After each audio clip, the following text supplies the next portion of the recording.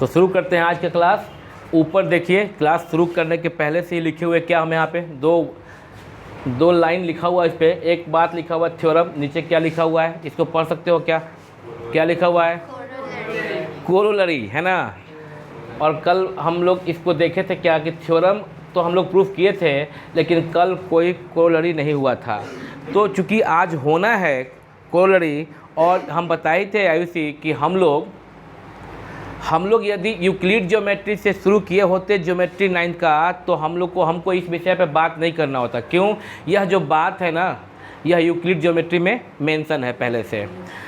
तो चूँकि हम लोग यूक्लिड ज्योमेट्री को स्किप करके उसके नेक्स्ट चैप्टर पर चल रहे हैं, यह वादा करके कि इसको अलग से किया जाएगा, बाद में किया जाएगा, एग्जामिनेशन पॉइंट ऑफ व्यू से पहले किया जाएगा लाइन्स एंड एंगल्स को। तो देखना, तो चूँकि अब बार बार यूज होगा थ्योरम, बार बार यूज होगा कोरोलरी, तो पहले समझ लें क्या है दोनों में अंतर। थ्योरम का मतलब क्या होता है कि a statement that requires a proof is called a theorem. कल बात थोड़ा सा किए ही थे। एक ऐसा स्टेटमेंट, और स्टेटमेंट का मतलब यहाँ पे मैथमेटिकल स्टेटमेंट है जिसमें ज़रूरत हो किसका, एक प्रूफ का ज़रूरत हो, उसे हम लोग क्या कहते हैं? थ्योरम कहते हैं। जैसे एग्जाम्पल के तौर पे the sum of all the angles of a triangle is 180 degree. यह एक मैथमेटिकल स्टेटमेंट है, और स्टेटमेंट है तो इसको प्रूफ करने का ज़रूरत पड़ेगा। और प्रूफ करने का तुम जानते हो कि एक ट्रायंगल में तीनों एंगल का सम 180 कैसे होता है, यह प्रूफ करना तुम जानते हो ना। एक क्वाड्रिलेटरल में चारों एंगल का सम 360 डिग्री कैसे होता है, पता है ना? Very good. और कुछ तुम लोग को ये भी पता होगा कि एक पैराग्राम में diagonals of parallelogram bisect each other. Rhombus में तुमको पता होगा कि diagonals of rhombus bisect each other at right angle. ये तुम लोग क्लास 8 में प्रूफ किए हो। वो जो भी प्रूफ किए हो सब थ्योरम था, लेकिन कोरोलरी नाम का कोई भी जंतु तुम्हारे क्लास में नहीं पाया गया था। तुम नहीं पहचानते हो कि कोरोलरी किसे कहते हैं। तो आज एक बात लिखा गया है कि एक statement which truth can easily B deduced from a theorem. मतलब कि ऐसा स्टेटमेंट जो कि थ्योरम से ही आसानी से निकाला जा सके, उसे हम लोग क्या कहते हैं?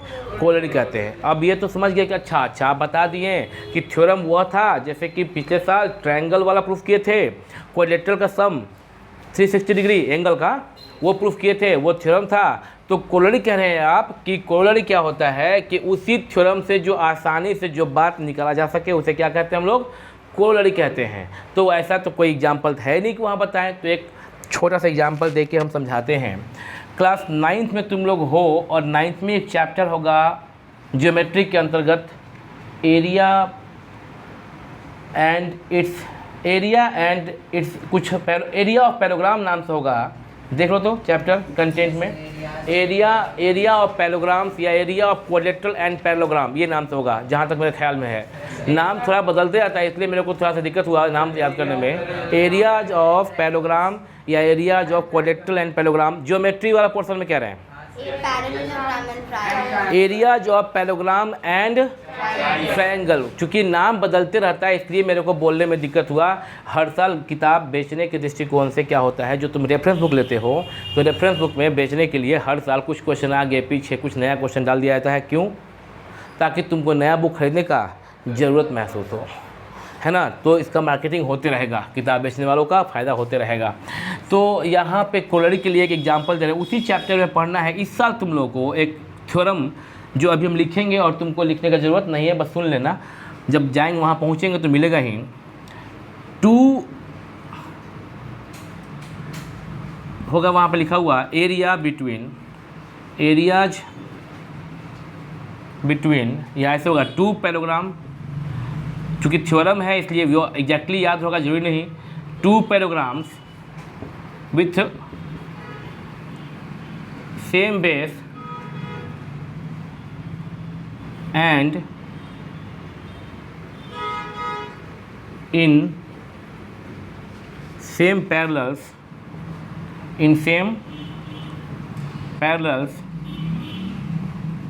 are equal in area,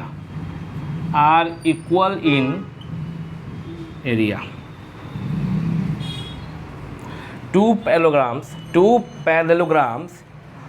on the same base and between same parallels. देख रहे हो क्या कुछ कुछ चेंज किए कि नहीं किए, यानी क्या था ये, and between same parallels are equal in area, क्या था कुछ कुछ चेंज किए कि नहीं किए, यह क्या था थ्योरम है ना। तो थ्योरम को क्या करना होता है, रटना होता है। तो रटने के क्रम में क्या होता है, कोई चीज़ भूल, पढ़ा रहे हैं कोई और टॉपिक, बात कर रहे हैं किसी और टॉपिक पे तो भूल गया, लेकिन जब दोबारा बोलोगे ना तो जैसे twinkle twinkle little star how I wonder what you are, वो ऑटोमेटिक फिर बाद में तुम्हारे बुढ़ापा में भी याद आएगा। तो उस प्रकार से कुछ टाइम बीतने के बाद जब दोबारा पढ़ोगी तो लगेगा कुछ यहाँ पे चेंज करना था वर्ड।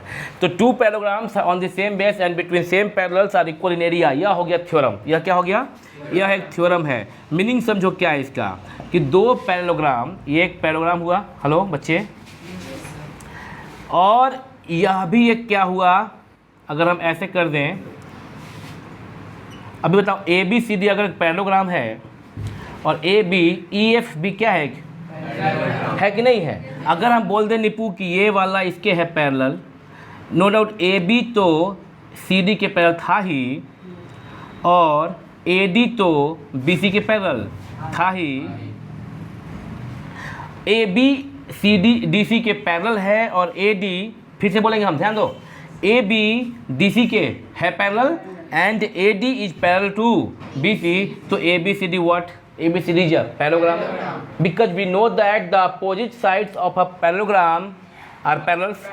हो गया, आगे देखना, अगर ए बी तो अगर सी डी के है पैरेलल, ऐसी को आगे खींच दिया गया है ऐसे स्ट्रेट लाइन, तो ए बी जो है अभी एफ ई के है कि नहीं पैरेलल, एफ ई लिखे हैं, A B sorry A B F E के है कि नहीं पैरेलल, है, और अभी ए एफ जो है वह बी ई के है कि नहीं पैरेलल, दिया गया है। तो अपोजिट साइड यहाँ भी है पैरेलल, तो ए बी ई एफ भी क्या हो गया, पैरेललोग्राम। हम जो बताना चाह रहे हैं कि two parallelograms on same base, पहला parallelogram A B C D base A B पर है, पहला पैरेललोग्राम का बेस ए बी है कि नहीं है, और दूसरा parallelogram A B E F का बेस ए बी है कि नहीं है। दो parallelogram same base A B पर है और बिटवीन सेम पैरेलल्स, ये जो लाइन है पैरेलल लाइन, ये वाला और ये इसके अंदर है, इसी पर दोनों है, तो इन दोनों का एरिया सेम होगा। मतलब area of parallelogram A B C D is equal to area of parallelogram A B E F. अगर तुम इस थ्योरम को मान लो कि यह थ्योरम सत्य है विदाउट प्रूफिंग करेंगे जब चैप्टर में इन करेंगे, अगर तुम मान लो विदाउट प्रूफिंग कि यह थ्योरम है और थ्योरम होगा तो ये सत्य है, तो तुम समझ गए क्या कि ए बी सी डी का एरिया वही होगा जो ए बी ई एफ का एरिया होगा। यह सब बात समझ गए क्या? नहीं, कोई नहीं समझे तो बड़ा आश्चर्य की बात है कि समझे क्यों नहीं। समझना तो तब था जब मैथमेटिक्स कुछ पढ़ाते हैं, हम पढ़ा ही नहीं रहे, हम बोलेंगे इसको बोलते हैं चांद। तो समझना कब होता है जब चांद का प्रॉपर्टी को डिफाइन करना होता है कि चांद कैसा होता है। हम बोल दिए कि इसको चांद कहते हैं, अब छत को क्या बोल देंगे? अब तुम बच्चे थे छोटे और हम बोल दिए चांद, तो तुमको समझना क्या इसमें? नहीं समझे चांद कैसे हो गया? तुमको तो बोला गया चांद है, तो क्या बोलोगे? हाँ जी आप राम राम कह भैया, कैसे हम हूँ, चांद है। चांद के बारे में तुम तब भी ना कुछ टेंशन में लोगे कि अरे चांद तो बचपन से पापा बताए थे वो ऊपर जो आसमान में है, ये आज छत के यहाँ पे जो है उसको कह रहे हैं कि चांद है ना। लेकिन तुम मान लो जन्म लेके धरती पे 2-4-5 साल हुए, पहली बार देखे छत, और हम बोले कि इसको कहते हैं चांद, तो कोई दिक्कत होगा क्या? नहीं होगा दिक्कत ना। अब ये तो मेरे विचारों पे डिपेंड करता है, मेरे ईमान पे डिपेंड करता है कि हम छत को चांद कह रहे हैं कि चांद को छत कह रहे हैं। तुम तो बिल्कुल निर्दोष हो ना। तो यहाँ पे जब लिखें तो ऐसा कोई चीज़ पढ़ाएं का, हम बोले कि ये होता है, तुम मान लिए होता है, और अगर ये होता है तो ये होगा। तो समझने वाली बात कहाँ है? कुछ है क्या? This is called theorem. अब थ्योरम है तो प्रूफ करने की आवश्यकता है, प्रूफ करेंगे उस दिन ये बारीकी से समझ में आ जाएगा। जिस दिन प्रूफ करेंगे, जब इसका टाइम आएगा, अपना टाइम आएगा, जब इसका टाइम आएगा तो बारीकी से समझ में आएगा। अब किसे कहते हैं कोरोलरी, वो सुनो। कोरोलरी समझाने के लिए इतना पापड़ बेलना पड़ रहा था। प्रिया तुम सोच रही हो, निपू आयुषी, कि पापड़ एक आध मिल भी जाता तो बेलने के बाद कुछ फ़ायदा भी होता। बेल भी रहे हैं, मिल भी नहीं रहा खाने को, बस जीभ पे पानी आ रहा है, मन ललचाए रहा ना जाए। एल्पेनिबेल। यहाँ देखना ABCD एक पैरेललोग्राम है, क्या है ये? और अगर यहाँ पे एक ऐसा लाइन बनाया ऐसे स्ट्रेट करके, देख रही हो क्या? ABCD और ये ABEF। अब ABEF एक रेक्टेंगल है। अब हम पूछ रहे हैं, हम क्या बोल दिए? ABEF क्या है? हम जानना चाहते हैं कि area of rectangle ABEF equal है कि नहीं एरिया ऑफ पैरेललोग्राम ABCD के, हाँ या ना? क्या तुम श्योर हो?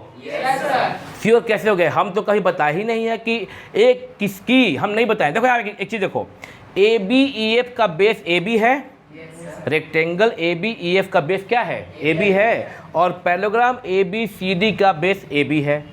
और यह पैरेललोग्राम कौन? ABCD पैरेललोग्राम और ABEF rectangle same base AB पर है, और बिटवीन सेम पैरेलल्स तो है ही। बिटवीन सेम पैरेलल्स ये और ये के बीच में तो है ही, इस लाइन और इस लाइन के बीच में तो है ही, है ना? हम पूछ रहे हैं क्या एरिया इक्वल है दोनों का? हम तो पढ़ाई नहीं, हम तो पढ़ाएं कि दो पैरेललोग्राम जो सेम बेस पे हो, बिटवीन सेम पैरेलल्स हो, उसका एरिया सेम होता है। मेरे बिना पढ़ाए तुम यहाँ पे क्या बोल रहे हो? इक्वल होता है। क्यों बोल रहे हो? सिंपल जवाब, very good, because rectangle is also a. बच्चा तुम लोग जवाब इसलिए दे रहे हो कि हाँ यह रेक्टेंगल भी पैरेललोग्राम के इक्वल होगा, क्योंकि यह रेक्टेंगल भी पैरेललोग्राम तो है ही ना। रेक्टेंगल भी क्या है? तो यह पैरेललोग्राम ABEF और दूसरा parallelogram ABCD are on the same base AB and between same parallel lines FC and AB। FC and AB है कि नहीं है?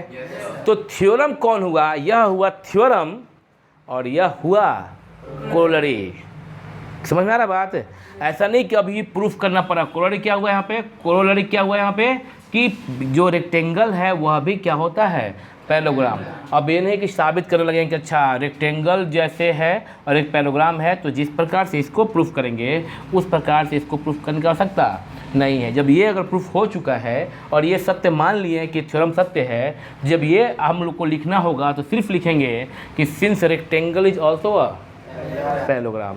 क्या देखें कि थ्योरम जो है इसका प्रूफ करने की आवश्यकता है, प्रूफ करेंगे, और थ्योरम से जो इजीली फाइंड आउट किया जा सके result, that result which can be easily find out from theorem is called the corollary, not its corollary, only in English। यह क्या है? corollary है। मेरी बात समझ में आ गई तुम लोगों को? जरा बोर्ड पे जो लिखा है, जो 3-5 जो भी किया हुआ है वो कर सकते हो। बात करते हैं आज के क्लास पर। जैसा कि बोर्ड पे देख रहे हो तुम लोग, corollary 1 की प्रूफ करना है। Prove that the sum of all the angles formed on the same side of a line। तो यहाँ पे पहले समझो तुम लोग, यह एक लाइन दिखाई दे रहा है क्या? मनी। इसका नाम दे दो A B बोलो, AB लाइन बोलो या AOB, बीच में O रख रहे हैं क्योंकि यहीं पे हम लोग रे स्टैंड करेंगे तो नया नया एंगल बनेगा। Prove that the sum of all the angles formed on the same side of a line। एक लाइन AB के सेम साइड में, लाइन AB बोलो या AOB बोलो, सेम साइड, एक ही साइड में जितना एंगल बनेगा एट ए गिवन पॉइंट, एक पॉइंट O मान लो दिया गया है, इस पे गिवन पॉइंट पे जितना एंगल बनेगा वह सब एंगल का सम क्या हो जाएगा? 180। यह कोरोलरी 1 है। थ्योरम 1 क्या था? जरा कोई आदमी पढ़ के बताओ मेरे को। थ्योरम 1 कल क्या लिखवाए थे? If a ray stands on a line then the sum of the adjacent angles is 180। कल थ्योरम था सो फॉर्म, वो तो लिटरेचर है, सो फॉर्म छोड़ दिए तो भी। कल का थ्योरम क्या था कि तुम लोग एक ऐसा फिगर ये बनाई थी ना, फिगर चाहिए मेरे को, हाँ हो गया। हम चाह रहे थे कि कल जो फिगर बनाए थे वो कैसा बनाए थे, ऐसा बनाए थे कि ऐसा बनाए थे, दोनों चलेगा, लेकिन हम नहीं चाह रहे थे कि कल से डिफरेंट बनाए। देखो यहाँ पे यह एक लाइन हुआ और बोला गया था कि एक रे यदि इस लाइन पर स्टैंड करेगा किसी पॉइंट O पर, मान लीजिए लाइन AB है और पॉइंट O पर कोई रे स्टैंड कर रहा है, तो जो दो एंगल फॉर्म हो रहा है यह एडजेसेंट एंगल का सम कितना होगा? 180। यह थ्योरम हुआ। और कोरोलरी क्या हो गया कि ये दो एंगल क्या, अगर आप ऐसा लाइन से चिचरी खींचते रहिए, I mean to say that कि जितने भी स्ट्रेट लाइन, जितने भी रे बनाना है बना लीजिए। अब प्रत्येक एंगल का जो सम होगा वह 180 होगा इस स्ट्रेट लाइन के एक साइड में।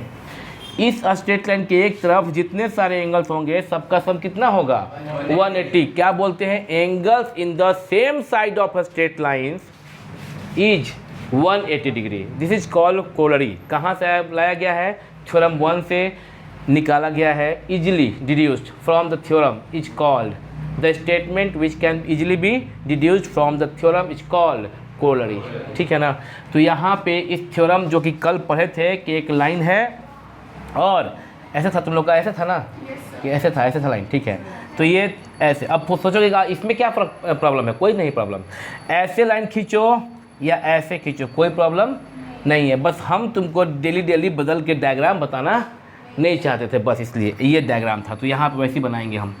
तो इसका मतलब ये हुआ कि सपोज कीजिए कि यहाँ पे एक लाइन ए बी है या ए ओ बी है और पॉइंट ओ पर एक रे ओ सी है। तो यह देख के तुम समझ गए कि ए ओ सी और बी ओ सी दोनों का सम कितना होगा 180 होगा। कितना होगा 180, because these are adjacent angles, it forms linear pair. क्योंकि ray O B is just opposite to ray O A. Clear है। लेकिन इसमें अगर और भी लाइंस हैं, जैसे कि एक दो लाइन और बढ़ा दो, एक लाइन यहाँ पे खींच दिए और एक लाइन और खींच दिए, ये एंगल फॉर्म हुआ, ये फॉर्म हुआ, ये फॉर्म हुआ और ये फॉर्म हुआ। ठीक है ना। ए ओ बी सी डी और ई नाम दिए। तो हम लोगों को ये प्रूफ करना है क्या, वो देखेंगे कि लिखते कैसे हैं। गिवन अगर इसको प्रूफ करना हुआ तो क्या लिखोगे, गिवन क्या दिया गया है, हाँ A O B is given, A O B is sorry is a straight line. हाँ इसी कुछ तुम पूछना चाह रही हो शायद, नहीं। Given A O B is a straight line, A O B is a straight line in which rays OC, OD and OE stand on it at the point O. At the point O in such a way angle AOE, angle EOD, angle DOC and angle BOC, इसको बोल रहे हैं BOC are formed. This is given, और given के right में diagram to prove. Given के बाद क्या लिखते हैं, यह लिख दिया कि हम क्या क्या दिए हैं, क्या क्या लिए हैं। गिवन के बाद नीचे क्या लिखते हैं हम लोग, टू प्रूव, साबित करना है कि। टू प्रूव क्या साबित करना है हम लोग को, क्या प्रूफ करना है कि angle A O E plus angle E O D plus angle D O C, और सी ओ बी को हम ना बार बार क्या लिख रहे हैं बी ओ सी, अपने मन से मेरे को अच्छा लग रहा लिखना, इज इक्वल टू 180। और तुमको भी बाद में लगेगा अच्छा लिखना। कंस्ट्रक्शन का ज़रूरत नहीं है, क्या करेंगे सीधा प्रूफ। अगर होता तो यहाँ पे इसके प्रूफ के पहले और टू प्रूफ के बाद, फिर से बोलेंगे, टू प्रूफ के बाद और प्रूफ के पहले क्या लिखना होता। हाँ यहाँ पे ज़रूरत नहीं है, तो प्रूफ में शुरू करते हैं। सिंस निप्पू, सिंस एक बात बताओ कि angle A O C plus angle B O C कितना डिग्री होगा। 180। बाकी तुम मत देखो, इसका मतलब ये नहीं कि तुम इसलिए मत देखो कि तुम अंधी हो। बाकी तुम इसलिए मत देखो कि अभी देखने का जरूरत नहीं है। अंधी होते तो वो दोनों में थोड़ी देर पागल, उतना ही ध्यान दो जितना कि अर्जुन देखे थे मछली को, है ना, तो फ़ायदा रहेगा। तो अभी क्या करना है कि A O C plus B O C equal to कितना डिग्री, बाबू बताओ, रीजन बताओ। हाँ लेकिन रीजन क्या लिखेंगे, जब एग्जाम में लिखेंगे तब रीजन में थ्योरम 1 नहीं लिखेंगे, क्या लिखेंगे, नाम कुछ लिखेंगे। वह नाम क्या लिखेंगे, यहाँ पे बोल सकते हैं एक बात, लीनियर पेयर। क्या बोल सकते हैं, linear pair.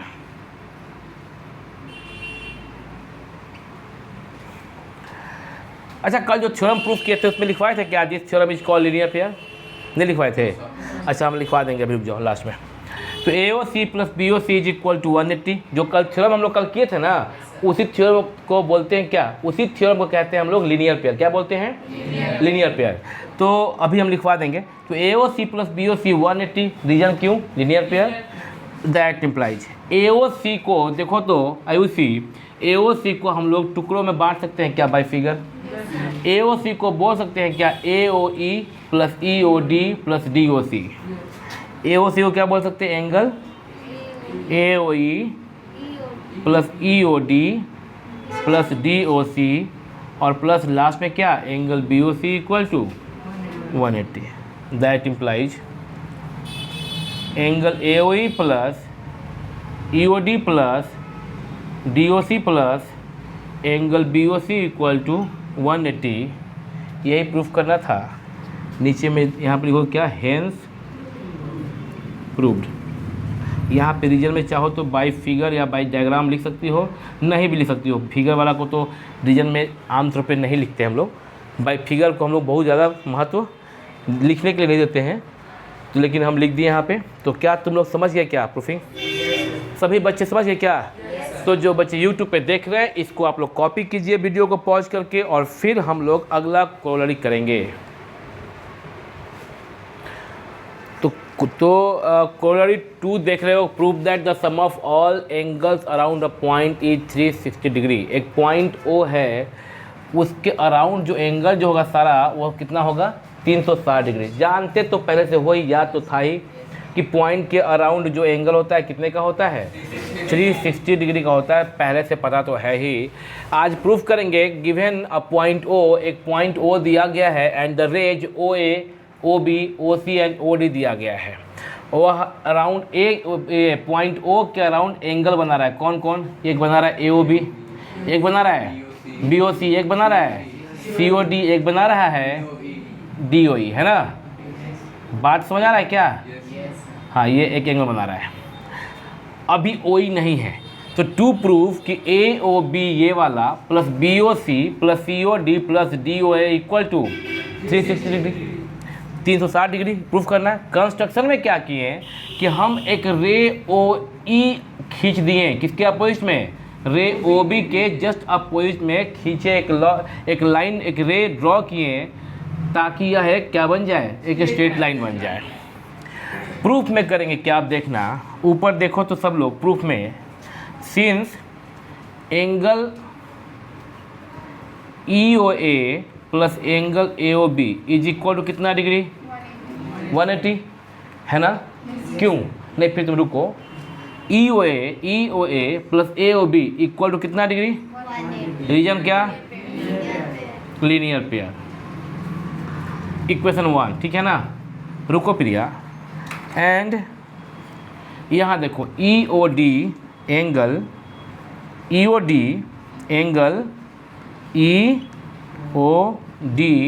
Plus angle COD plus angle BOC equal to कितना? 180। इक्वेशन 2, रीजन क्या? नहीं देंगे। यहाँ पे क्या बोलेंगे? एंगल्स इन द, सीखना, angles in the same side of a straight line, या ऑफ अ लाइन भी चलेगा निपो।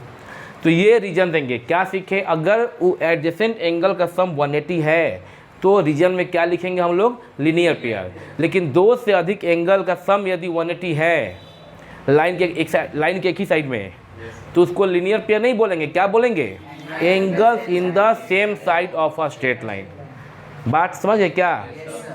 ठीक है। अगर हम 1 को 2 से ऐड कर दें, adding equation 1 and 2, adding equation 1 and 2 comma, we get, तो angle EOA plus angle EOD, EOA plus angle EOD, EOA और EOD, ए बनेगा AOD बाद में, इसको ग्रुपिंग कर लेते हैं, EOD लिखे यहाँ पे, ग्रुपिंग कर लिए इन दोनों को एक जगह, प्लस क्या? AOB plus COD plus BOC is equal to 180 plus 180। That implies, figure को देख के EOA प्लस EOD को, EOA प्लस EOD को क्या बोल सकते हैं? AOD बोल सकते हैं क्या?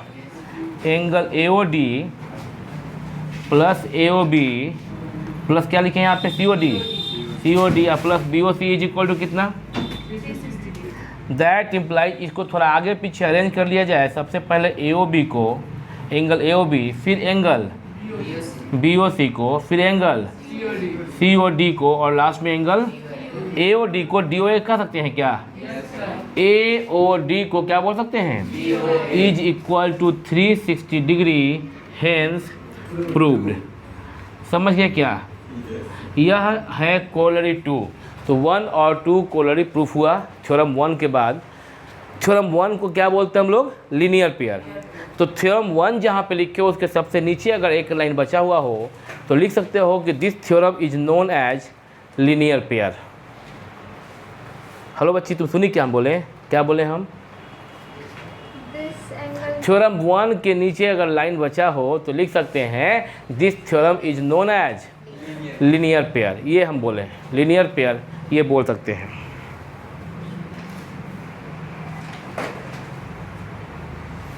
तो तुम कब लिखोगी? और इसको लिख लो, जो तुम लोग भी थ्योरम 1 के नीचे जहाँ पे प्रूफ हुआ था उसके नीचे अगर लाइन बचा हो एक लाइन, तो लिख लोगे कि this theorem is known as linear pair, और उसके नीचे जाने के बाद कोरोलरी 1 हुआ आज और कोरोलरी 2 हुआ आज। क्या होता है अंतर कोरोलरी और थ्योरम में वो समझाएं शुरू के 10 मिनट में। उसके बाद आज किए कोरोलरी 1, थ्योरम 1 कल हुआ था, और किए कोरोलरी 2। ये दोनों लिख लो पॉज करके, अभी जो सेकेंड नंबर है वो लिख लो, फिर बात करते हैं थ्योरम 2 पर। वीडियो ठीक है? तो अभी देखोगे थ्योरम 2 भी इम्पॉर्टेंट थ्योरम है क्योंकि यह कन्वर्स ऑफ थ्योरम 1 है। तो पहले समझेंगे कन्वर्स ऑफ थ्योरम 1 क्या होता है। थ्योरम 1 क्या था? एक बार अपना कॉपी पलट कर देख लो, थ्योरम 1 क्या था? जल्दी से देख लो, कॉपी में देखो थ्योरम 1 क्या था। पढ़ लो, मन में पढ़ लिया क्या था? आयुषी बोलो। If a ray stands on a line, then the sum of the adjacent angles so formed. If the रे स्टैंड्स ऑन अ लाइन, अगर कोई रे किसी लाइन पर क्या करता है? स्टैंड करता है, तो जो एडजेसेंट एंगल फॉर्म होता है उन दोनों का सम कितना होगा? 180। कन्वर्स मतलब इसका उल्टा, कि अगर दो एडजेसेंट एंगल का सम 180 है तो वह नीचे जो बना वह क्या था? लाइन था या अपोजिट रेज था। नीचे जो है वो क्या था? वो अपोजिट रेज है या वह स्ट्रेट लाइन है। तो गिवन में क्या है कि 2 adjacent angles AOC and BOC। देखोगे पहले OD अभी मत देखना, निपू OD मत देखना, नहीं देखने का मतलब तुम अंधी नहीं हो, बट देखो यहाँ पे AOC और BOC जो देख ली, क्या देखी तुम? Very good. अभी AOC और BOC क्या बाबू? हाँ, एडजेसेंट है। और आगे बोला गया क्या कि the 2 adjacent angles AOC and BOC with common arm OC। OC जो है वह कॉमन आर्म है, जाहिर सी बात है OC कॉमन आर्म ही होगा। ये हम लोग एडजेसेंट एंगल वाले में किए थे प्रिया। OC कॉमन आर्म है क्योंकि AOC में भी OC है और BOC में भी OC है। Such that AOC plus BOC equal to 180। इस प्रकार से दिया गया है कि AOC और BOC का सम कितना? 180। ये तो दिया गया है ना कि 2 एडजेसेंट एंगल का सम कितना? 180। ये दिया गया है, इसलिए लिए हैं कि AOC plus BOC equal to. तो प्रूव करना है कि no doubt AOB is a straight line, या यूं कहें आर्यन कि OA and OB are of opposite rays, are in opposite. तो यहाँ पे टू प्रूव कि OA and OB are in the same straight line या AOB is a straight line, यही प्रूफ करना हम लोग को। थ्योरम 1 था कि दो सम जो है 180, अगर दो एडजेसेंट एंगल है तो सम क्या होगा? 180। और कन्वर्स ऑफ थ्योरम 1 यानी कि थ्योरम 2 नाम दिया गया, वो क्या है कि सम अगर 180 है तो लाइन क्या होगा? अ स्ट्रेट लाइन। बात समझे क्या? नहीं समझी ना? समझ में ना? पहला का जस्ट क्या है? ये उल्टा है। तो साबित करना है कि AOB स्ट्रेट लाइन है। कब? क्या दिया गया है कि सम 180 है। किसका? दो एडजेसेंट का सम क्या है? 180। यह गिवन है।